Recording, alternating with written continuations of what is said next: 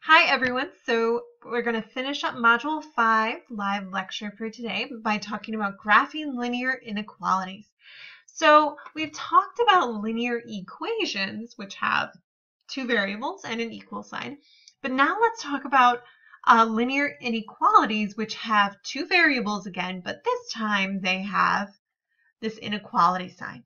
So the graphing method is going to feel similar to graphing linear equations. So here's a linear equation. You graph your y-intercept, which would be 3, and then you use your slope to go up 3. 1, 2, 3 over 1, 2.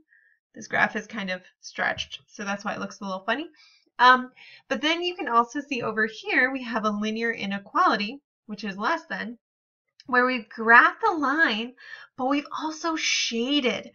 And so that's going to be the extra component for graphing linear inequalities. That inequality is going to force us to shade because we're not just picking values which are equal anymore. Now we're picking y values which are less than. So it includes a lot more than just that line.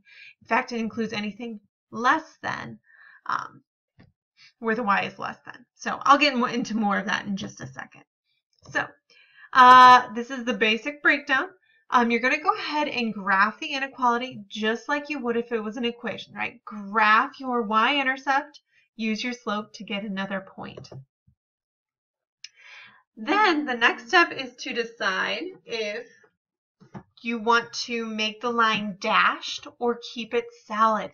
And the way we do this is that we look at the inequality. If it's equal to, we're going to keep it solid. Okay, we're not going to mess with it because a solid means that it can include anything on that line. But if it does not have that dash underneath the inequality, which means that it's not equal to, then we're going to go ahead and dash the line. Kind of like dashing through the snow. Yeah, no? Okay. You'll see in a second. It's not too bad.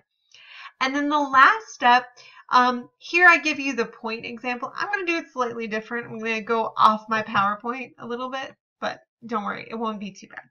Okay, so here's your original linear inequality. Y is greater than or equal to 4x minus 3.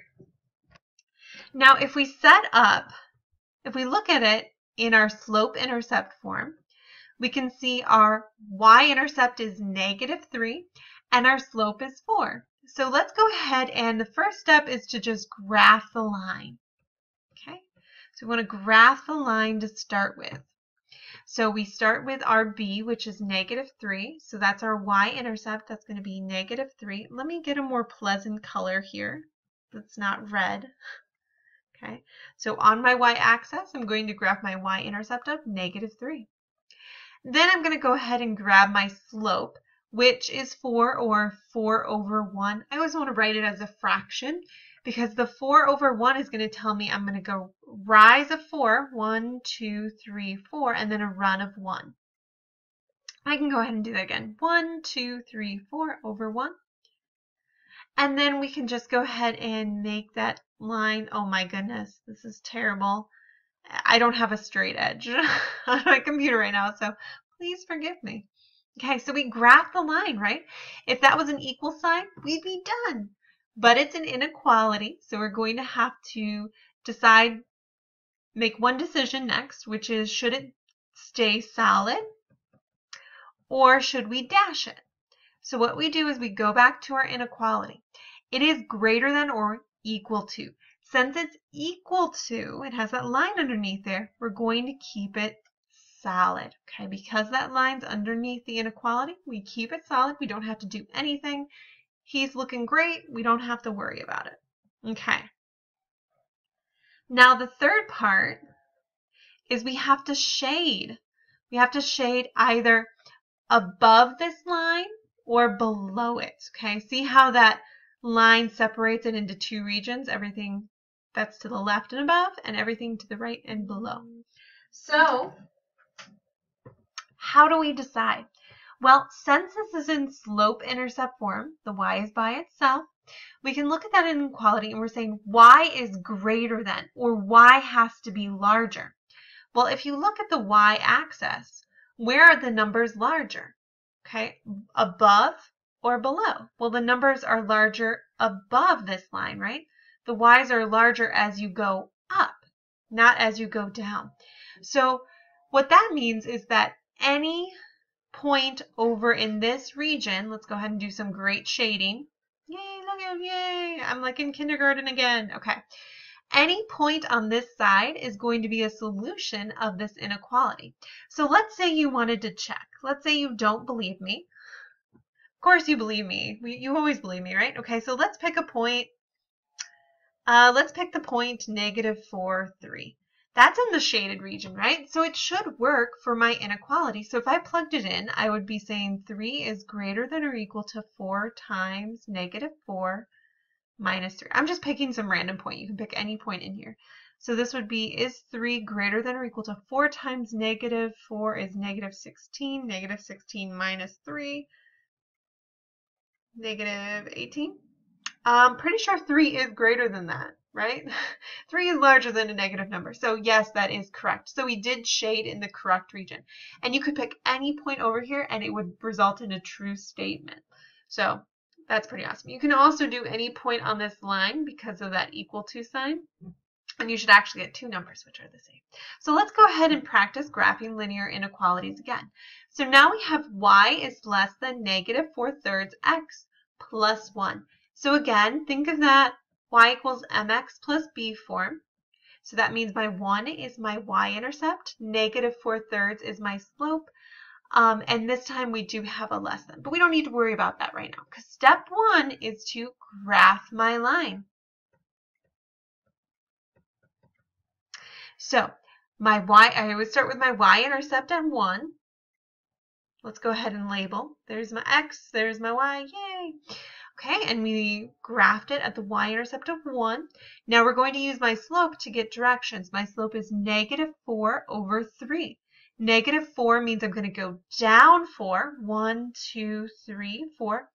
And then I always go to the right, the bottom number. 1, 2, 3.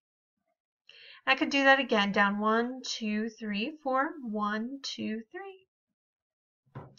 I have 3 points, which is a good number to hopefully draw a straight line. It's doing so good. It looks kind of good, maybe. Okay, so we've graphed our line. Now we need to decide, do I dash it or do I keep it solid? Okay. And we decide by looking at my inequality. Is there an equal to sign? Can my values be equal to? Well, no, there's no line underneath that inequality, so they cannot be equal to, which means we need to go ahead and dash that line. You can make a little note to yourself. They're not equal. Okay, they can't be equal for a dash. So what we're going to do is hopefully PowerPoint lets me do this. Nope, it's not going to let me do it. Okay, usually I just erase it. But basically, we're just going to go ahead and dash. Dashing through the snow. Nobody wants snow. Nobody likes it. So I probably shouldn't be singing that song. Yay! So it's not equal to. So none of the points on this line work. But remember, with inequalities, we have to shade a region. So let's go ahead and decide, where should I shade? Okay, and remember, we're going to look at that inequality and notice that it is in slope-intercept. So y is less than. So where are my y values smaller?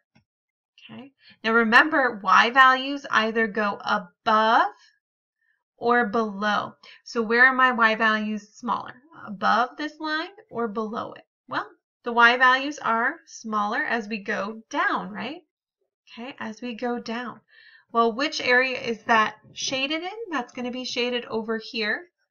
Yay, beautiful shading job. Woo. Okay, it's my favorite part. I feel like I'm in kindergarten again. Now, so we've shaded. Again, you can pick any point you want to in this region.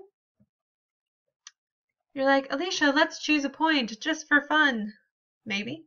Let's choose -1, -1. Let's choose that one. That one's in the shaded region, right?